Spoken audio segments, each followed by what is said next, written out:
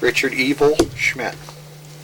My real name is Richard Earl Schmidt, and I had it changed to Richard Evel Schmidt during my Evel Knievel years working for the daredevil Evel Knievel. And what year were you born? 11/28/1956, right here in Butte, Montana. I'm a native of Butte.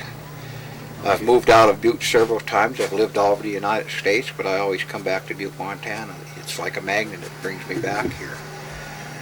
And mainly because it's got a colorful history, and I am always been fascinated with history. I'm a history buff. I'm a historian. I'm a member of the Smithsonian Institute and a member of the Butte Historic Society. However, I'm not active at this time and date, but during the 70s I was, and I researched a lot in the Butte history, and especially the Copper King Mansion and the Clark family, due to the fact that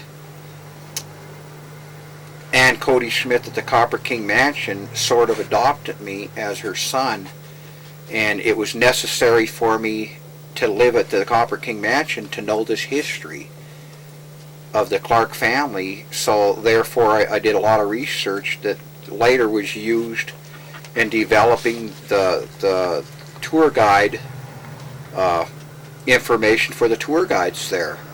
And over the years I found out that W.A. Clark had a mansion built on Fifth Avenue in New York City, which later, after his death in 1925, was torn down. And this mansion was of enormous size due to the fact that it had over 125 rooms and 34 bathrooms, and it was close to the Vanderbilts. And I just recently found out that when Rockefeller Plaza was built, the cornerstone of Clark's mansion was actually the location of where, or the cornerstone of the David Letterman studio, which is actually the GE building, is the cornerstone of where W.A. Clark's mansion was. And I also found out that W.A. Clark had a son that was on the Titanic. And this in itself is interesting information, because his business dealings was directly with the Queen of England and purchasing part of the North Butte and other mining properties which the Clarks owned here in Butte.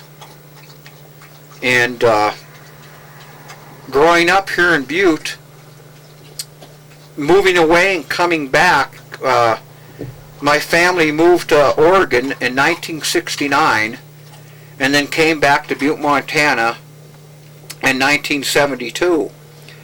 And shortly after we came back to Butte, we resided on 544 Nevada Street, right below the Butte High School, over the street over here. And an interesting thing that happened is Dad come home from the mines, working in the mines. My dad was a miner for 38 years. And he come home and he goes, "You kids want to see an honest-to-God Rolls Royce." And this was big league stuff to us growing up, because we didn't know what a Rolls Royce was. But it turned out that Evel Knievel's dad owned the gas station over the street over here, which at that time was a Texaco service station, which is now the head offices for Town Pump Incorporated. Kelly owns it. Canelli owns it. Anyway, we went over there to look, and it turned out that Evel Knievel was doing some stunts there in the street on a jet-powered motorcycle. And he had his semi parked there, and there was, in fact, a Rolls Royce parked there.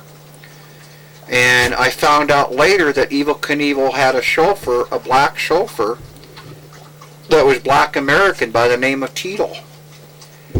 And Evel Knievel was doing stunts up and down the street, and then after the days went by, it was all done and forgot about. And then years later, in my Copper King Mansion days up around the Copper King Mansion, I became a member of the Butte Country Club, and I did a lot of golfing out the country club, and I would constantly follow Evel Knievel around the golf course. And he turned around one day and he asked me why I keep following him around, and I looked at him and I said, "Because I'm interested in how you make your money." And I guess coming from a young child like I was back then, this was pretty impressive to him, and we immediately hit it off then. And I started working for Mr. Knievel, and over the years I've learned a lot about him in his business affairs and his business dealings and what made him tick and why he did what he did. And Evel Knievel is a Butte native, and his great-grandfather had the Knievel Mercantile business and also the Ryan Fruit Company, which existed right down the street over here. And Conrad Knievel built the Knievel Mansion on Excelsior Street. And Knievel did, in fact, kidnap his wife, Linda Borky, and they were married and they had 4 children.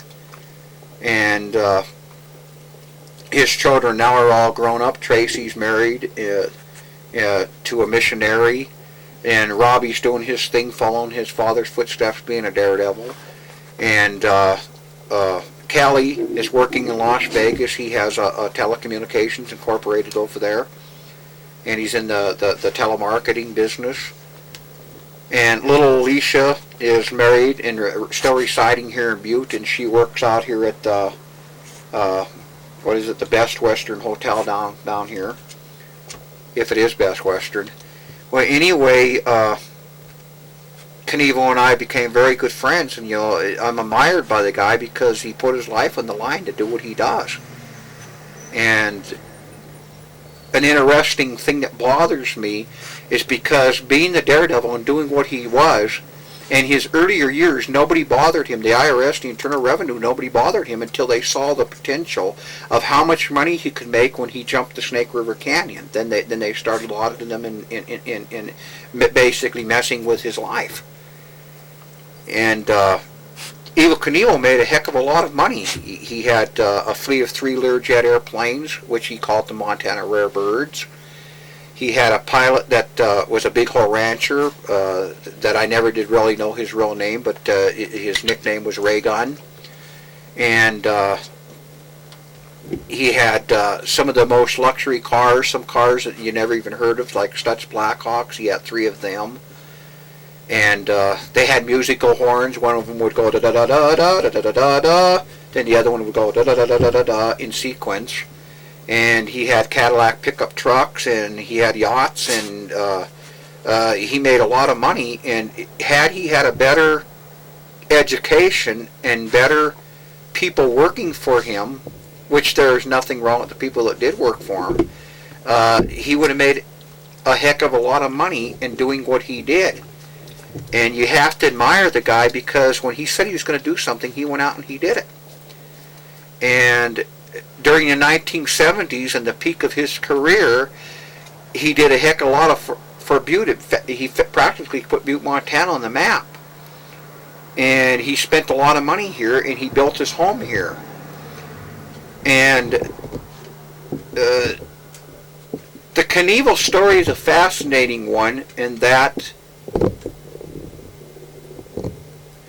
because of the potential and the money that went through his hands in his business dealings, and the way that he spent his money. He was extremely eccentric, and he was a showman. Well, he was the definition of a showman. But he made one fatal mistake when he hit Sheldon Saltman with the baseball bat, or whatever the story was, at the 20th Century parking lot in California. And as the story goes, Sheldon Saltman wrote a book called Evel Knievel on Tour. And when the book came out, there was some stuff in there about Evel Knievel's mother that Evel Knievel did not, take lightly, or he just didn't like it. And he approached Saltman about it, and it turned into a battle. And for whatever reasons, Knievel took the law in his own hands, and he figured he'd get back at him for some things that he wrote in the book that was not true. And with a celebrity, everything you do is in the public eye. And it would be like the cowboy Roy Rogers if he suddenly turned around and punched his horse. This would make national headlines. It's wrong to do that. And Evel Knievel has a very bad temperament. and he did something wrong there, and because of it, his life started going down the drain. And I want to touch a little bit on the subject of paying taxes.